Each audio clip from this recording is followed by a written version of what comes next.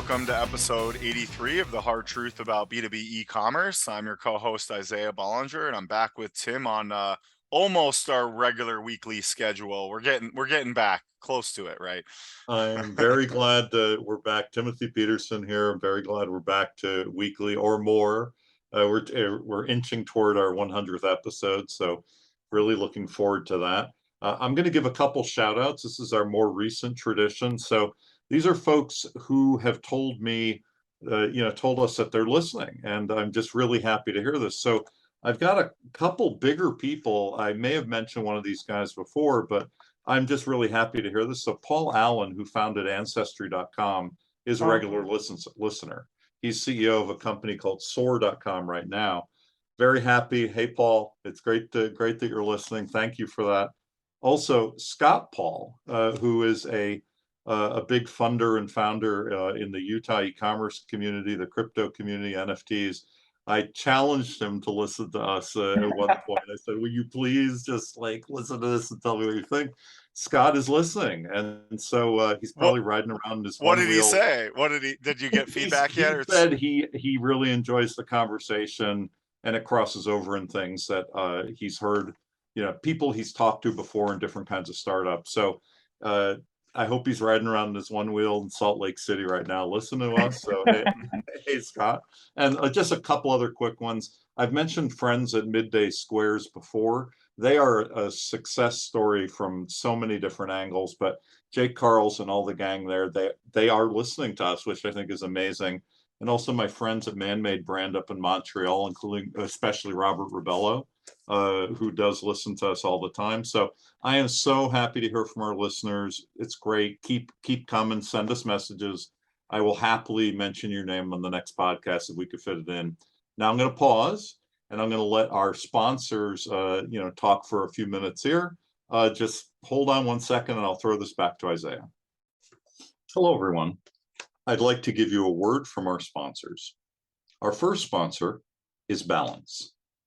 Balance is a B2B e-commerce payment solution that works well for you and for your buyers. It offers a seamless one-click checkout for almost any payment method, including ACH, wire, checks, cards, even terms. It's used by leaders in B2B e-commerce, and it's as easy as buying a shirt from Amazon. Check them out at getbalance.com. Book a session and tell them what your needs are. They are the first dedicated payment platform for B2B e-commerce, 100% tailored to your needs. Thanks again to our sponsor, Balance. Our next sponsor is TradeCentric.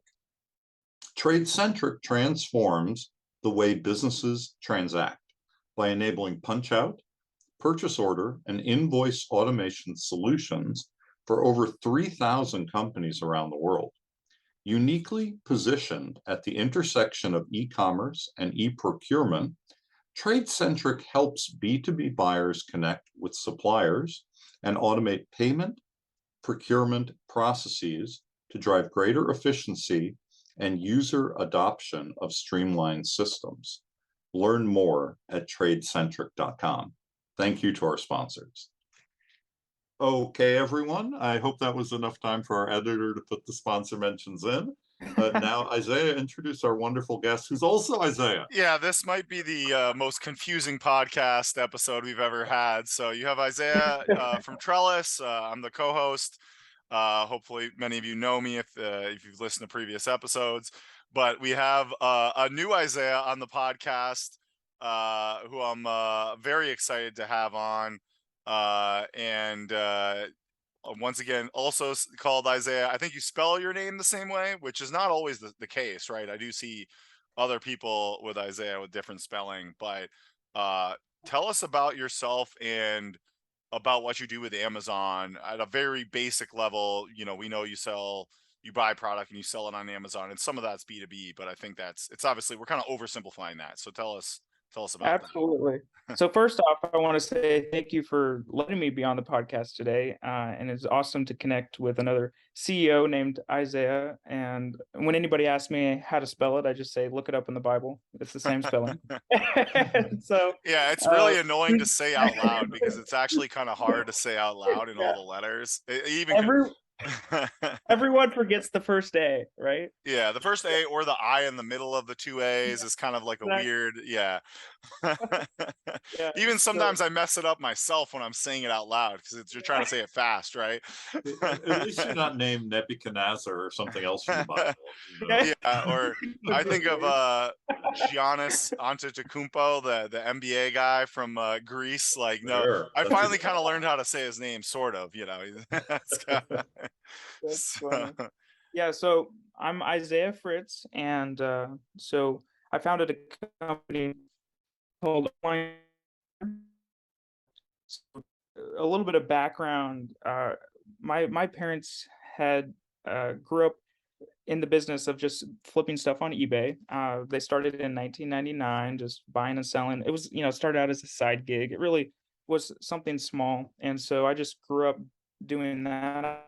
1999, so I'm a lot younger than probably most people listening to this podcast. So just grew up doing that, and then around 2015, I seen this button on Amazon. It was like sell on Amazon, and it was in January of 2015, and so our family started selling stuff on Amazon, just stuff we were buying from liquidation or local vendors or whatever it was. We didn't work directly with manufacturers or brands at that point. It was just, hey, how can we make the most margin, right? So we went down that path, and eventually found out that we were not really providing any value to the companies that we were selling on Amazon. All we cared about was making a quick buck, and so the brands were constantly after us and saying, hey, get off of our listings on Amazon and all this stuff. Obviously for a reseller, you don't fully understand the full picture. But as we started having conversations with these brands and realizing, like, hey, they have map pricing that they want to protect in their brand. They have certain e-commerce strategies that they're trying to execute, and they can't because of the way that distribution is set up and the way that traditional distribution is that anybody can sell your product and throw it on the marketplace, and you're all selling on the same listing, and there's no control. There's absolutely zero control of the brand, zero control of your marketing.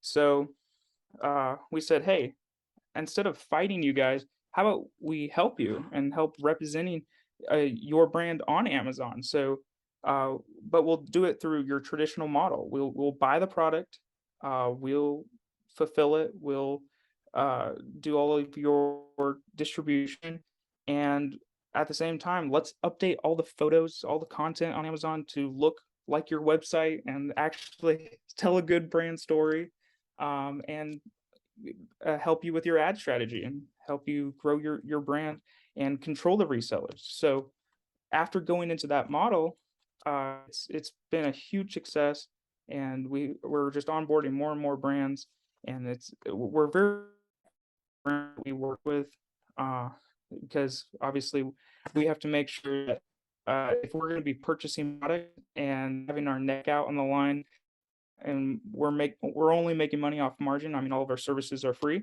That we're working with good brands, and you have to be a good partner. And most recently, we've been also evaluating: are we working with good people? With these brands that we're working with. So that's a little bit of the origin story, a little bit of where we're at today, and that's our core business model. It's pretty unique because I think most people that we talk to in the Amazon space, they provide Amazon services, kind of like Trellis, but on the Amazon side, we focus more on the website itself, bringing traffic to the website, building the website.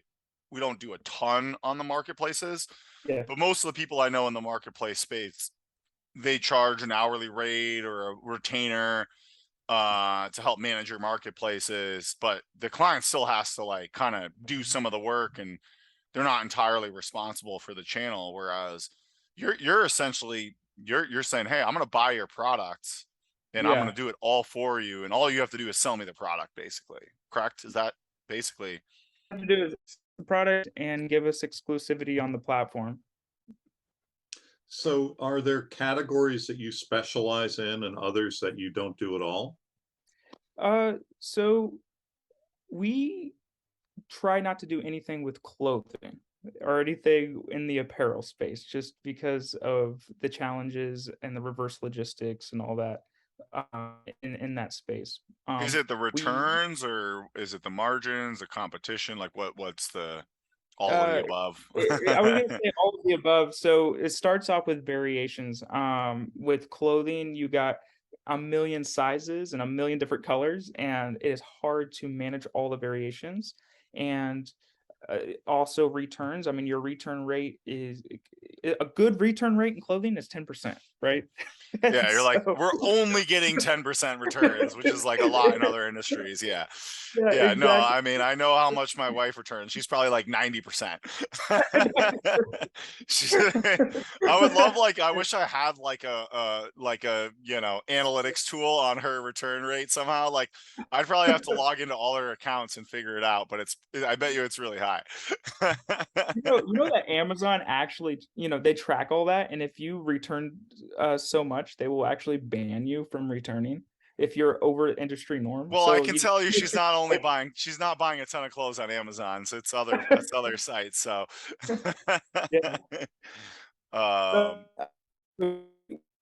Away from clothing, and but we're pretty open right now. We're about 30% grocery, and we do a lot of sports and outdoors. I think where our company would like to go in the future is more and more into the sports and outdoors. Um, we've been growing quickly. I mean, we went from 5 employees in 2020, and now we have 30. We're in a 60,000 square foot facility wow. in southern Indiana. So it's been quite a learning curve, and we have a lot of big goals for next year as we grow. But yeah, I'd really like to focus more on the sports and outdoors space. But we're open with any company It's that's more fun, right? We do some work in that space. It's a little more yeah, fun than some of the other spaces, right? yeah. Although, that's part of why B2B isn't talked about a lot, because a lot of the things in B2B are not they're not exactly sports and outdoors, right? Sometimes Yeah. they're like nuts and bolts and parts and things that aren't so exciting, you know. Do you do anything in food, beverage, Yes. vitamin supplement? You do? Okay. Some of Yeah, those. so we're about 30% grocery right now. We just signed a big contract with a company called Pure Lean, and they have these rolled wafer cookies in tins that you see a lot in I Christmas know time. them. I actually have some here in the house. Oh, I do. okay, Did you exactly. buy them on Amazon? I'll buy them on Amazon. So we're in the process right now cleaning up the marketplace. We just got our first truckload of product at our facility, and so we have to go through and make sure that all the labeling and everything is Amazon compliant. We actually have our own semi truck that goes from our facility to the Amazon facilities, and we have a relationship with Amazon facilities. And then from there, it goes all across the country to be delivered in prime trucks. And that is most commonly referred to as FBA, but not about the program. And we also do direct shipments to the consumer from our facility. So with Pure Lean, we got our first, and we're going to be moving platform, and we're also in the process updating all their content, although the photos, storefront imagery, all of those things to make it more consistent, and then focusing on what kind of search terms we want to go after, and then loading those into uh, a very strategic plan into the content where we want to convert. Amazon is all about conversions.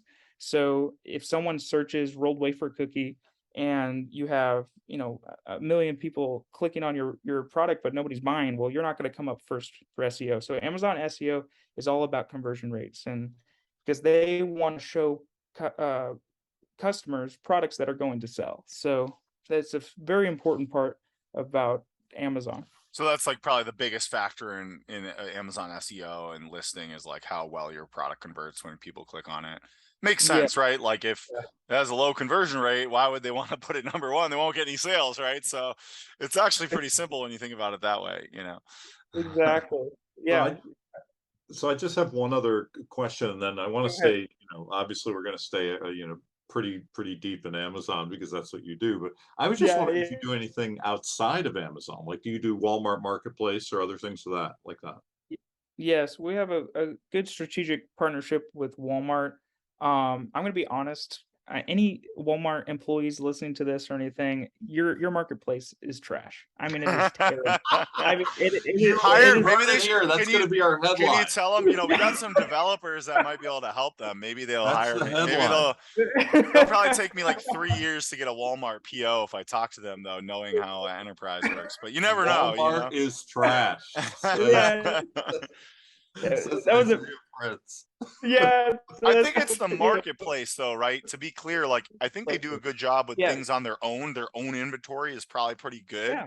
But it's the marketplace I don't think they do well, right? The third Yeah, party I mean, sellers. Yeah. but I have to say though, they are growing market share. They're number two behind Amazon in the U.S. marketplace right now as far as e-commerce sales. But you got to watch those percentages because most of that is people buying and picking up at the store. So they kind of that's not their marketplace. That's So what I don't know mean. if So they they're give real really numbers. good at buy online, pick up in store Yeah. and buy Yeah. through Walmart. They're not so great at the marketplace side. Yeah, Yeah. it's pretty bad. I literally had an Amazon, or I'm sorry, a Walmart category manager tell me this because I was just telling them like how much they need to fix this, they need to fix this. And they said, we understand to a point that would make you throw up how bad our marketplace is for our sellers, but we want to focus on the top companies, and we're going to white glove them through the process. I mean, they're probably they probably just realize like the technology, so there's so much to build that they're like, well, we're just gonna focus on the services of the top people. That's at least they're acknowledging that. I actually think that's better. I prefer that response than people are like, no, it's fine, it works perfectly when it's it's crap. Like I prefer an honest response. So that actually, I think that's good that they acknowledge that. Okay, wait a second. That is not from corporate. That was like a personal conversation with someone. You know what I'm saying? So I'm sure corporate is not saying We have that. a lot of great material for social media. This is a great episode. Well, so there's so much to talk about. I mean, I think what I would love, we do Walmart, we do eBay. To be clear, we have access to do all the other marketplaces, but the amount of time and energy, if we just focus more on Amazon and open up another keyword stream, you're going to get way more sales than you can only spend so much time, right? And that's why we don't do this, right? Like people always ask, do you do marketplaces? We'll integrate with marketplaces at Trellis, like we'll help with the technical side, but we don't manage listings because it's just a different business, right? Like that's not our core business offering. So that's why I was like, hey, pitch my clients, because all I have to do is pitch them on you're buying their product. That's a much easier pitch than selling them on services, Absolutely. But one quick question I have that I think is really important is, do you get objections on channel conflict, especially in B2B? I mean, Tim, I feel like this is the biggest problem in B2B is they're like, oh, we sell to our distributors. They don't want to change, they have their distributor, whatever it is, but like selling on Amazon, oh, we're going to disrupt our channels. Like, do you get that a lot, or is that what objections do you get when you? Yeah, absolutely. And we want brands to care about. We want brands to care about that, because then that is a real strategy. I mean, this is what I tell brands. Would you want 100 different sellers selling on your D2C site and lowering prices and having different ways that they ship products to customers? You wouldn't want that. So you wouldn't want hundreds of different sellers selling on Amazon that really don't care about your brand. They just care about flipping. So you really want one partner or a few partners or do it yourself, something like that. You got to have a controlled strategy. And when it comes to distribution, it is incredibly, sometimes it's really hard for brands to be able to grasp that they got to go tell their distributors, like, yeah, you can't sell on Amazon and you can't sell to resellers that are going to sell on Amazon. And oh, that's so hard, especially European companies, because European companies are very much into the free trade and everything's, fair and all that stuff, which we totally get. And we want to have free and fair trade. But you got to realize, like, your Amazon is the biggest platform, the biggest retail platform in the United States, and you want to basically the world. I mean, Alibaba is kind of close, but it's pretty much the biggest open marketplace in the world, Yeah. And it's over 60% of consumers, when they're searching for a product, they won't start on Google, they'll start on Amazon. So they're looking for Amazon for the reviews and what other customers are saying and what your brand looks like. And if your brand is trash, then that is hurting your brand value, and that's going to hurt you over time. And it also, if you're not focused on Amazon, your competitors will, and they'll start ranking. Or someone will, right? I mean, I think exactly that's what's kind of popping in my head is like, if you don't control Amazon or work with someone like yourself. Can you introduce the name of the company? I don't think we actually did that. Just so it's online. It's super easy. It's Online Selling Partner. Okay, so it's right there in the logo. Right there next to your head. If you don't hire Online Selling Partner, what's coming to my mind is, like, let's say your brand or whatever, it doesn't matter. That product or a very similar variation of the product will most certainly end up on Amazon, right? Like, absolutely. And so if you don't control the brand on Amazon, then next thing you know, someone's undercutting you. It could be some random guy in another country, or my guess is, like, it's just, I mean, it'll show up there somehow, right? Unless you're selling like an Apple friggin', like, Apple's got things unlocked and it's pretty hard to remake an Apple computer, right? But like, aside from very specialized products, my guess is your product will show up in some variation online, right? Even if it's specialized, I mean, you got to think, like, even if you don't sell your product on Amazon, one of your resellers down the road that is selling at mom and pop store is gonna put it in liquidation or whatever, and it's gonna find its way on Amazon. So we always say, you're either going to control Amazon or Amazon's going to control you. And you definitely don't want the Wild West to control brand on. It's almost like the internet. The internet is going to control you, like Amazon is part of the internet, and you need to take control of your internet presence. Right? And I'll give you an example from a recent project I was working on. It's a B2B company. Again, I can't name them because it's a recent project, but they had distributors who were selling on Amazon, and they weren't selling on Amazon, and they had to go back and redo the agreements and give, like, to keep their distributors, they actually had to have the distributors give like a window of like 2 years or something to stop selling on Amazon because of the volume. So they're like, starting from scratch here, wanting to sell it themselves, and then the distributors are kind of peeved because they're having to stop selling it. It just, but I think that kind of makes sense, though, is like, you need a transition period, right? Like, you can't probably just say, okay, you do, but they should have done it to begin with, right? Yeah. It's the bottom line, is they should have done it to begin with. Hey, my biggest message to brands that haven't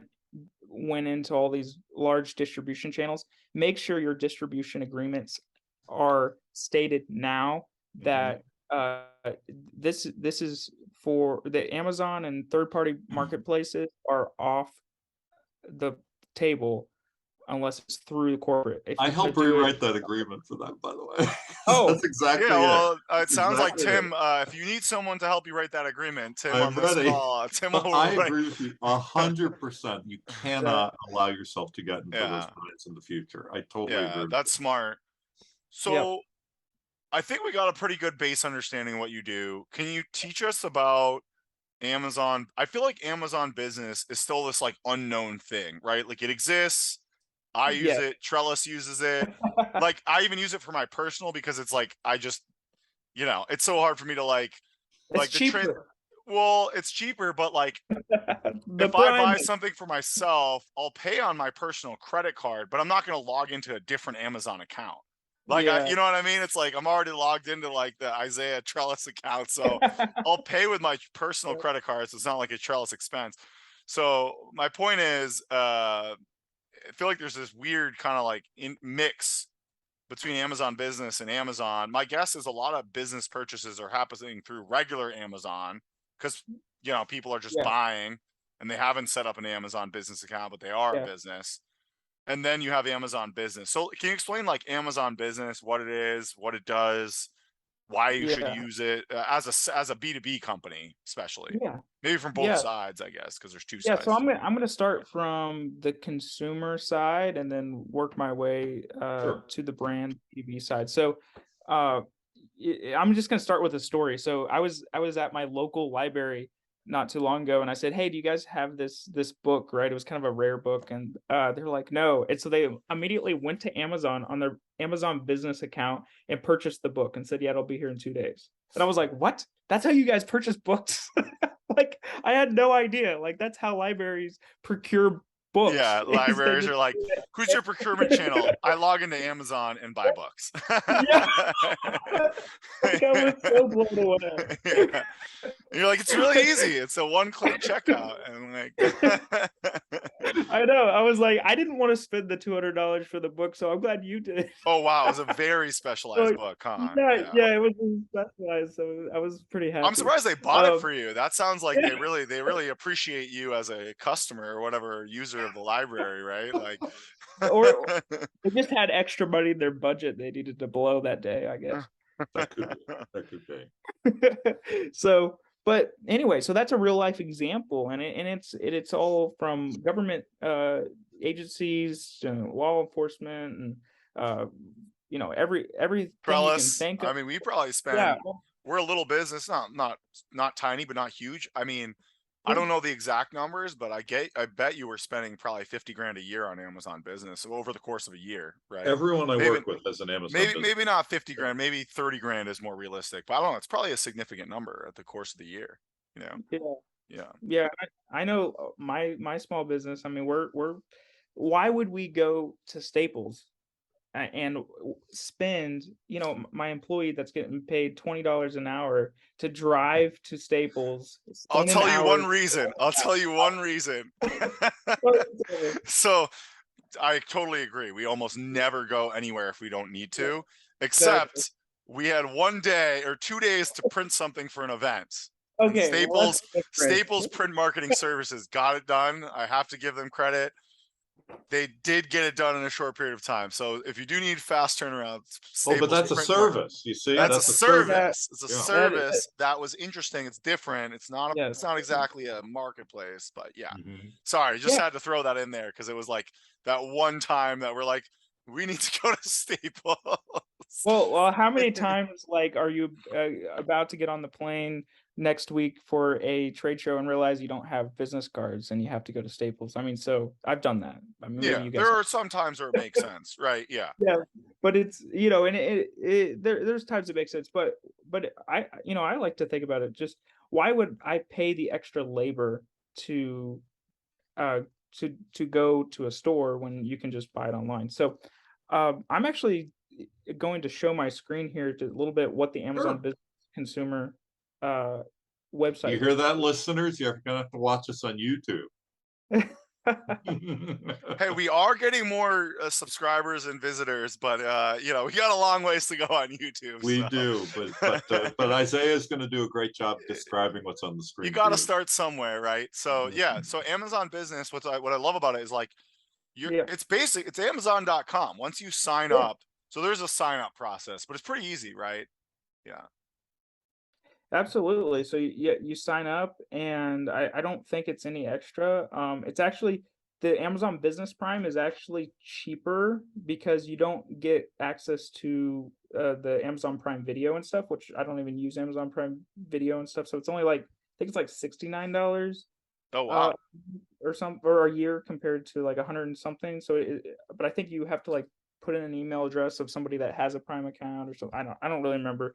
but it is a cheaper, and then also you can give access to your team, to give them purchase authorization. Yeah, and it has And controls, right? So you can give people like, hey, you can purchase, but you have like a limit, and you can control exactly, that so they don't just like buy $1 million of stuff on Amazon on yeah. you. So I logged in here. It gives me a little summary of how much we're spending, whatever.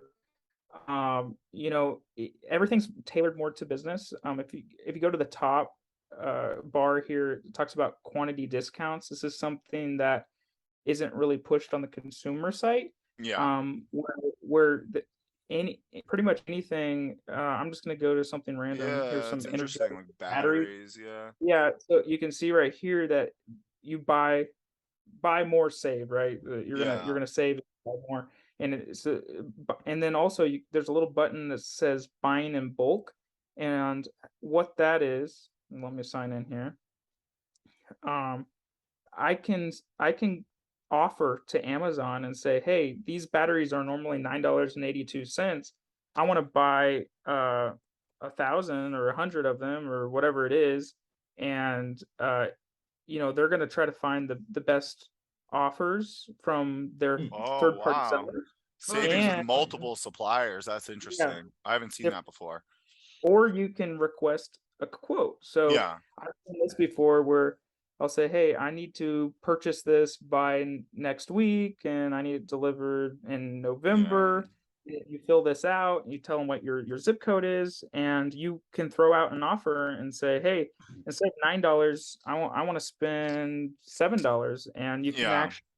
So then a email will be sent to all the different third party sellers on Amazon, like myself, or the different brands, and say, hey, if you guys have these batteries or batteries that are similar that you want to do a counter offer to this customer, you can do that. This I So don't. let me ask an interesting question. Have you ever responded to one of those I was thinking and the same. yeah, and actually like fulfilled the order? Uh, so far everybody's just been lowballing, so I have responded, but I've not fulfilled a bulk order yet. But we do not have a lot of like majorly B2B type brands that we work with. Uh, but I mean, you'd be surprised, and we sell a lot in the grocery category. So we have a lot of schools that buy grocery items on their Amazon accounts that get shipped, and then we do sell large lithium batteries that we sell to government agencies. So we do have B2B clients on Amazon, but it's not as much as somebody out there that's selling you know cleaning products or something like that that would have a lot more B2B clients. Yeah, so the Yeah. products aren't really designed for giant bulk, the ones you're selling mostly. Yeah. That makes Yes, sense. But yeah, but cleaning is a good example, right? Like if you want to buy yeah. bulk toilet paper or whatever, and you have like a bunch of places you need it for, you know. Yeah, so quantity discounts is something that is awesome for B2B consumers. You can also buy by the pallet or buy by the case, Wow. and so you have to, as a seller, you got to set this up in the background if you want to sell pallet quantities, so that like you can see here, a lot of people are selling pallets of paper, which is the classic Wow. B2B Yeah. as product. So. Uh, and then obviously by case. Let's take a look what options we have by the case.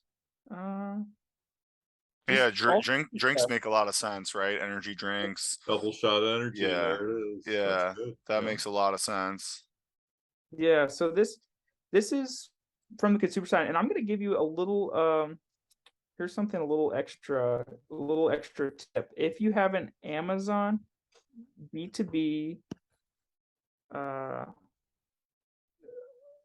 account, you can do something that a normal consumer can't. So let's say I look at a third party supplier, third party seller, it will tell me how many orders that they fulfill by themselves or fulfilled by Amazon. Mhm. and in the last 30 days, so we can see how big this seller is. Hey, look, Lewis Um, Contractor Supply sounds like a B2B company to me, right? yeah, I'm sure it is. Yeah, like a B2B distributor. 1,000 or over 1,000 orders. That's And they interesting. do it themselves, so they don't even use Amazon, Does right? it break out numbers bigger than 1,000 if it's 1,000 plus? That's kind of interesting. Yeah, like I'm gonna look at mine. I just went to their I'm just website. curious. It's not very good, so I'm gonna. You're gonna have to give them a call. Maybe they focus on Amazon, but This is your site, you said, or? This is a brand that we work with, right? Got It's a battery product. We did everything. I mean, they only had like a couple products on Amazon, and we put their full product line. We updated all their content and everything. But here's us, like we're online selling partner. We mainly use the Amazon fulfilled by Amazon. So Mhm. they max out at 10,000 orders. It also says that we're a distributor. It even tells the number of employees we have, Oh, which is look at that. interesting, That's from 11 to 50. And so there are a couple little things that an Amazon B2P customer can see about a seller that the consumer doesn't see. And that's your office, that picture? Yes, my office is Wow. right. There you go. I that is like my- it. Yeah. So it's pretty cool. So we actually have another account where we do the fulfillment by seller. So we try to keep those separate on two different accounts Mhm. for just for logistics. So anyway, so that's us. That's a little bit. So now I'm going to show you the back end, unless you guys have any more questions on the front end. no, this is really it's- cool. it's- Yeah, I it's- mean it's cool how we see like that's fulfilled by Amazon, right? Like that's typically how you guys focus, right? Yeah. Whereas that other company seemed to do it all themselves, right? So that I thought that was really interesting. Well, you gotta having that Prime badge and be able to deliver the same day or 2 days is so important for Amazon SEO. and, 100%. Yeah. Like we really try to focus on utilizing. You're saying that you don't have like 50 different warehouses to fulfill one day yourself? No, I'm kidding. I'm kidding. we do have a partnership where we can do seller fulfilled Prime if we wanted to, and it's 8 different warehouses across the country. But it's just it costs. I mean, it costs more to do that. So and Amazon So it gives costs more to do that than FBA, Yeah. basically. Yeah, but it depends on the size of the product. If it's a large item, like a 50-pound bag of something, Amazon might charge like $27 to fulfill it, where we might be able to fulfill it for more like $18 or Mhm. $15. So there is some advantageous of doing it yourself if it's a very large item. But the small items, Amazon can ship stuff for like $3.50, and we can't even ship stuff in the post office less than $4.50 now. That rate. So I mean, it really makes, and you get Prime shipping, and it's easier. So this is the back end, what Amazon calls Amazon Seller Central, which I'm going to show you a little bit of the data and metrics that they show. You can see here, and whatever this time period is, we did $800,000 in revenue, and only 33,000 of that was from Amazon B2B business clients. Yep. You can see like that Dakota Lithium. But it's still pretty significant, right? It's still enough where you got to pay attention to it, right? Yeah, 4%. So it's 4%. So yeah, it's a pretty good size, and you can see Amazon lets you have metrics based on industry. So like, let's just look at government, and you can go down and That's say, super hey, interesting, right? You got Mhm. government, commercial. yeah. So you can even say like, hey, we need to go after that industry or something, So this could help you with marketing, right? I mean, that's the thing too, is that's what I think a lot of people don't realize. It's like the data here alone is just valuable in itself, right? Like I bet it's hard to get this data other ways, right? Hey, our number one, food service and hospitality is our number 2. Let's go out. Like it's probably not too hard to find those kind of companies, right? When you know that. Yeah. And I could say right here, like education, I want to see what am I selling to education in the last 30 days, I guess, right? And this is why Amazon's so successful, is they use this data to make their platform better, Exactly. So and I'm sure they have way more data on their own side of things that they don't show you. Yeah, but they're giving us more and more access to data, and we can, put in our quantity discounts and what we talked about with pallet discounts and all that. We can put that through the back end, and they show you the data. So this is great. They're more sellers to focus more on B2B strategies, like giving a special B2B pricing. That's the biggest thing they try to push. They say, hey, if a B2B customer buys multiple, what kind of discounts can you give that customer? So we try to put that in if it makes sense. So Can you do one time or individual discounts for a certain business or no? Yeah, just it depends on the product and the brands, and we just have a strategy, like say, hey, 5% off if you buy more than $100, or 10% off if you buy more than 20 units. I mean, you can put all those filters in. So go ahead, Isaiah, and then I'll ask Yeah, you. what I'm asking more is like, could you have a specific price for one individual large customer or something like that? Oh yes, I know you can. My company hasn't personally dug into that as deep. I know, like with the I know that I've seen talk about that, but I don't know the Yeah, details. it's probably not a common thing. A lot of people will do that direct if it's like big enough of a customer, but I could Yeah, see that becoming something that people might do over time, you know? yeah, and Amazon's definitely not pushing that. The annoying thing about Amazon is Amazon still owns the customer, right? They don't give you the customer email address. That makes, yeah. So like they really don't want you to really focus on marketing directly outside of Amazon, but they're giving us more and more access. I know next year they're going to allow us to do email campaigns to our customers, but we still don't see their email. But Amazon's going to You'll at send them, least be able to email them. Yeah, that's interesting. Yeah. which is So couple things. One is in the middle of this dashboard near it says explore B2B product opportunities. Could you tell us yeah. a little bit about what happens there? Yeah, so these are what Amazon's trying to push, right? Your price tiered quantity discounts, different products where they might suggest would be good to put B2B offers on, highlighting any certifications that we have, or you're updating your company profile, and which is basically what I showed before, kind of showing when a B2B customer looks at a seller profile, it's going to give them more information on how many employees they have, who they are, what kind of certifications, like let's say you're a Black-owned business or something like that. You can put that stuff in. So the reason I was asking about that is that I've worked with some people on the B2C side, which obviously you do, big time, and the explore opportunities piece can be huge. In fact, are you working directly like with Amazon humans on things like this? Because there are people I've worked with, brands I've worked with in the past, where they get that relationship going, and it's like, well, Amazon will say, we don't have people selling this sort of product, but it would sell. Like, do you have those kinds of conversations as well? Amazon is getting, first off, Amazon is getting more and more and more automated. So having Amazon humans is becoming less and less heard of. And when you do have them, they're probably not the guys in Seattle who are making $500,000 a year. They're probably the guys in Costa Rica that are making $30,000 a year, or probably less than that. But they will help you with strategies and things like that. But yes, we do have Amazon account managers and people that we work with.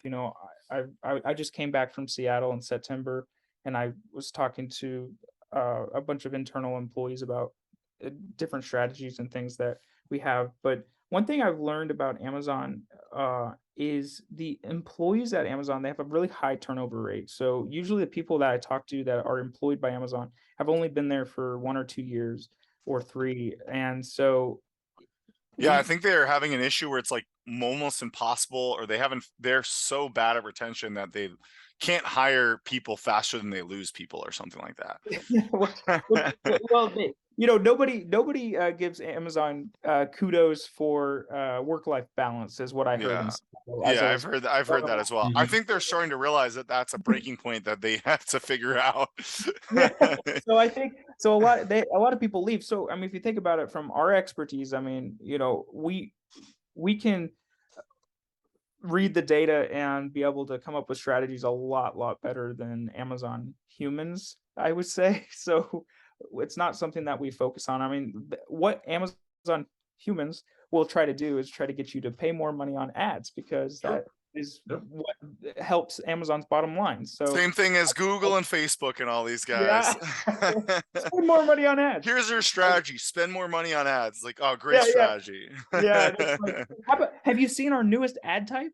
I mean, Amazon's just like coming out with new ad types that you can obviously see that's their focus.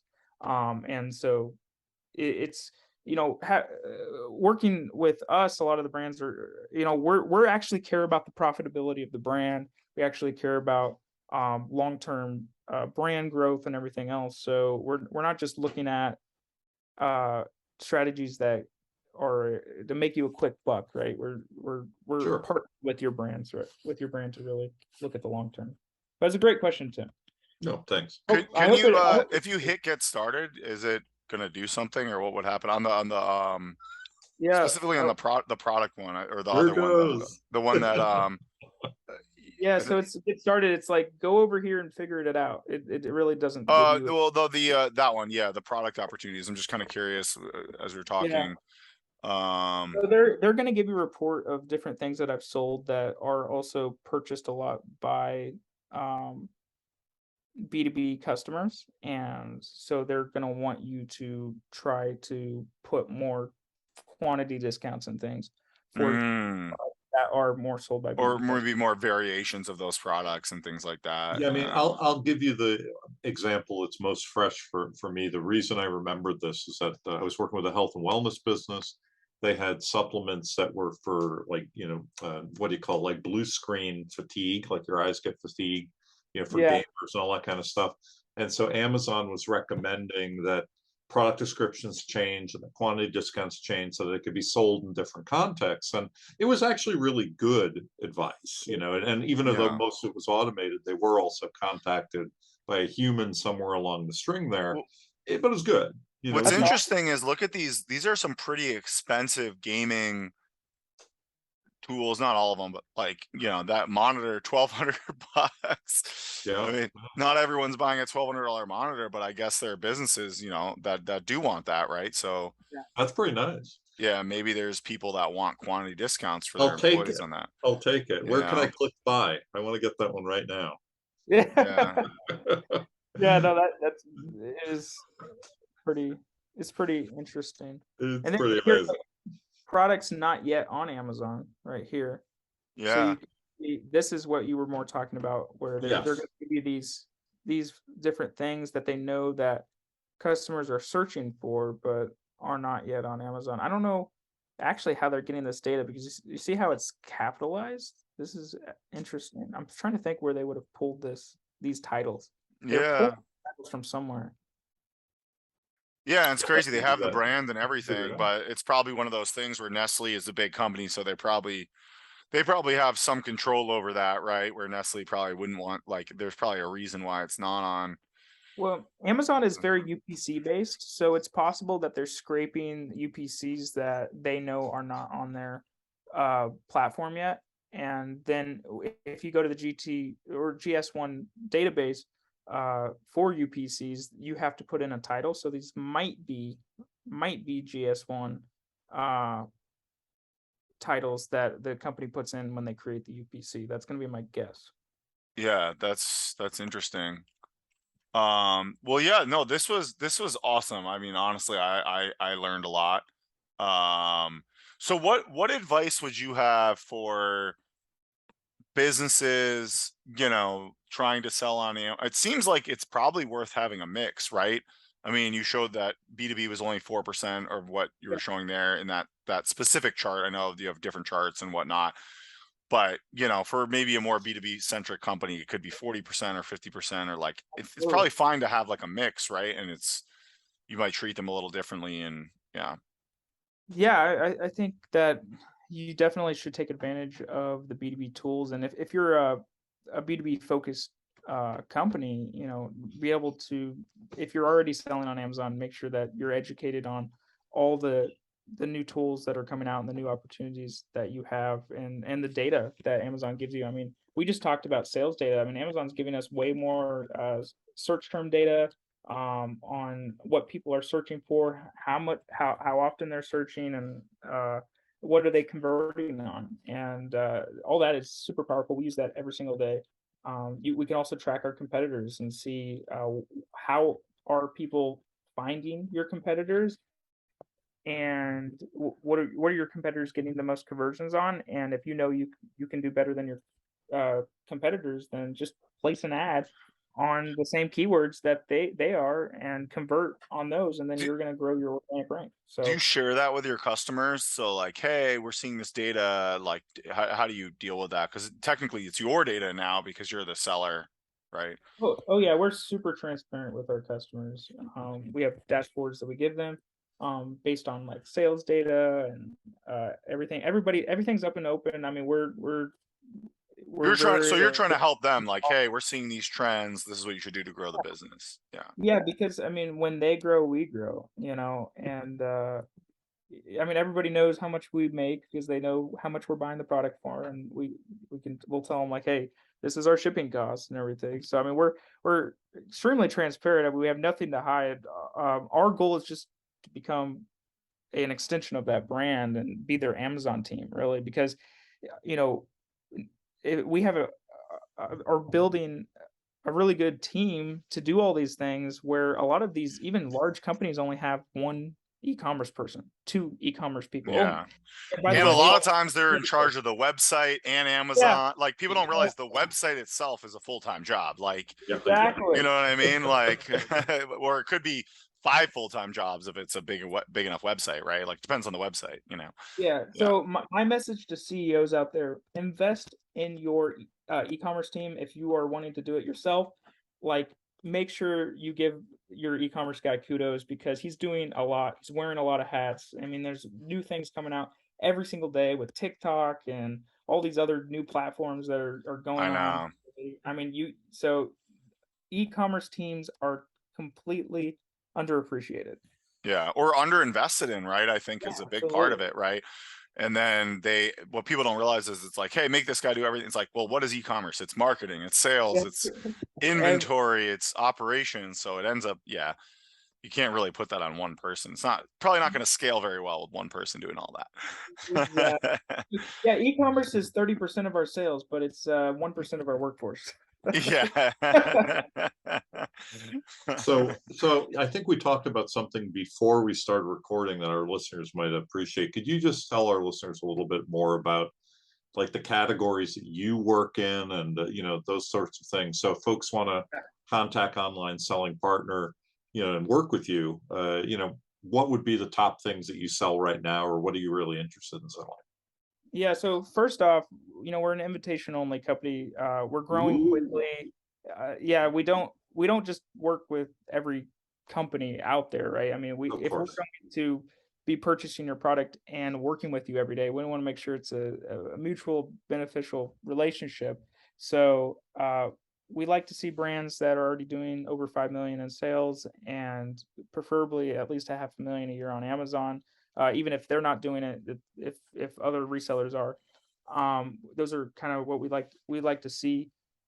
We don't do anything in apparel or clothing. We try to stay out of jewelry also, and but we are doing a lot in grocery right now. We're trying to not focus as much on grocery in the future, just because of the supply chain headaches and everything that comes with that. We're trying to invest more and more in the sports and outdoors and RV categories, RV accessories and things like that. Fishing and archery. So we're going down more and more of that path. We do a lot in metal detecting. So that's where we're going. Interesting. Metal detecting. These niches are, I have a friend that loves metal detecting. Like he brings it on vacation. Yeah, so I mean, Yes. it's pretty cool, and we're pretty flexible with companies that we're doing more and more in lawn and garden. But I mean, we're pretty much category agnostic. I mean, it's really more about do you need help online, and can we be a good partner to you? And we like to work with good companies that really care about their online presence and their brand. I mean, it's really hard working with companies that just don't really care. Like, it's like we want to work with people that actually Well, care. so it's interesting you say that. You think wouldn't it be common sense that everyone should care? And what do you think is going to happen to these companies that you think don't care? Like, I mean, how are they going to survive if it's like, I mean, that's basically saying like I don't care about my business. Like, it's probably shouldn't. Is that going to really survive Well, as a business? You know, well, like you got to think about grocery, right? I mean, grocery is still 95% in store, right? So I mean, it's like that's 5% of my business. I don't care. I mean, yeah, it went from 1% 5 years ago. Now it's 5%. It's growing, but it's not like a critical mass yet. So yeah, they're putting their focus on that. But if you look at the electronics industry, it's like 87% online now. The electronics industry. So yeah, depends on the I don't know industry. how. But what about the branding effect, right? Yeah, that 5% might be online, but like, you know, you see it in store, but like the online branding is what's going to win people over Absolutely. in general, right? Like I'm probably going to buy something because I've seen it before more than just the grocery store, you know? Absolutely. And are you a brand that's looking 5 years down the road, or are you looking at the today and now sale, right? And the brands that are looking at the today and now sales, and also looking at the past, what sold best for them in the past, those brands are not going to be able to take the wave of the future, which is going to e-commerce is going to continue to grow. But if you're looking in the future and you actually care about your brand and it's being controlled, because controlling your brand on Amazon is going to help all your other channels, and it's Well, going that's to. what I mean. Like just by Yeah. doing that, you might actually improve your in-store sales, right? Or Oh, in the grocery. Yeah. absolutely. Yeah. Absolutely.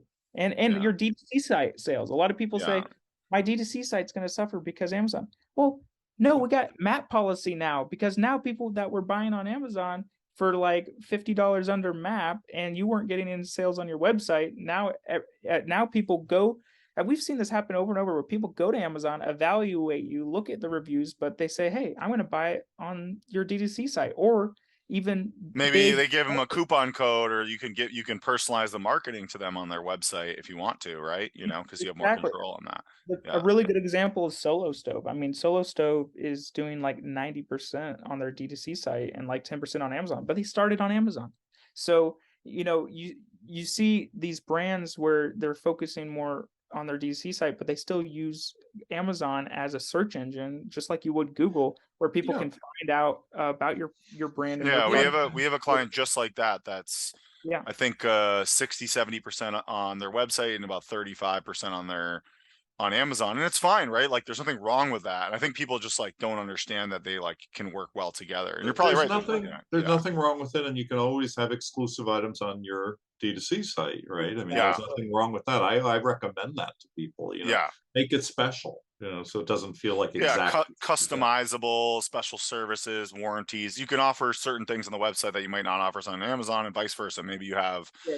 something we've seen is maybe you have Amazon specific kind of cheaper items. Amazon does well with kind of obviously fast, simple items. So maybe that's what you focus on, and the more complex items are your D2C, right? And this is, a lot of people don't think about this, that retail buyers are going on Amazon to evaluate your brand before they bring it into their retail store. Mhm. And we've seen that happen over and over and over. So, it's a lot easier to sell to your retail buyers if you got 5 stars on I mean, Amazon. that's a really good point, right? Like if you can't Yeah. sell on Amazon, why the hell are you going to sell in my, Joe Schmo's store? No offense to the Joe Schmo, but like, Yeah. if you're just like some regular store and they Yeah. can't sell on Amazon, it's like, well, it's probably going to be pretty hard to get them to buy from my store because no one knows who the hell they are. You know what I mean? And yeah, and it's just becoming more part of our lives, and it's important. So don't ignore it. Yeah. So I have a question. It's a rumor question about some things I heard about Amazon and some ideas that they had. One was that they were going to expand selling used merchandise. And this is in a number of different contexts that I've heard this. Have you heard Interesting. anything about this rumor, or do you think that's a It's good almost idea? like eBay, kind of like the Yep. yeah. Yep. Or even gently like refurbished electronic Yeah. stuff, but really more of a focus. Right? Okay. More focus on that. So what I've seen in the industry is, if you look at the Amazon's, I'm backing up just a little bit. Sure. Like their shareholder reports they give out and everything.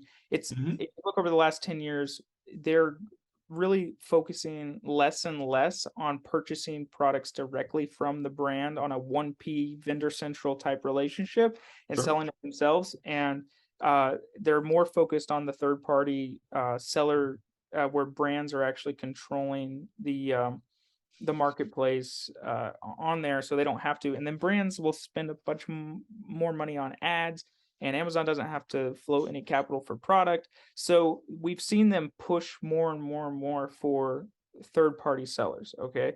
And on the third party seller side of things, Amazon is kind of like slightly discouraging the sales of used products more and more. Now, what they have done is they have automated the way where if a customer returns, that they will evaluate it and see if it's in their warehouses and say, hey, if this is still in good condition, we'll throw it up on Amazon as used. So we've seen an expansion in that form. Amazon has a program called the Amazon Renewed program, which, by the way, as a customer, you should very much look out for that, because it doesn't really it's not easily known that you're buying a refurbished renewed product. So it'll be a normal Amazon listing, but right at the end of the title, it'll say renewed. And it won't say it anywhere else. So it's refurbished, and that's a program. And I've seen them trying to expand that a little bit, but not fully. Okay. But I don't really see it like Amazon ever really pushing it like eBay does, where it's on the front page of eBay, and it's where the context I heard it in last was related to sustainability and environmental initiatives at Amazon, and they were trying to come up with other ways to really be in the lead, in that. And this has come up now twice in recent conversations. So now I will say that all of they claim, and this is another thing, they claim that all of the third party merchandise that you remove from the fulfillment centers, if you're not shipping it back to your facility, it's actually going directly to donations through a program called or a nonprofit called Life 360, I believe. That's pretty cool. And so it's all being donated, but Amazon doesn't provide any reporting to be able to tell you, like, hey, how where much does it go, and like so who's getting it. It's just this black box, like, we're donating it. And it's like, okay, all right, we're donating it into a landfill. It's just like going into I hope not. I'm just kidding, but you know what I mean. It's like so that was cool for sustainability and everything. I was really happy to see that Amazon is now, instead of just throwing things away, everything is getting donated, from what they're claiming anyway.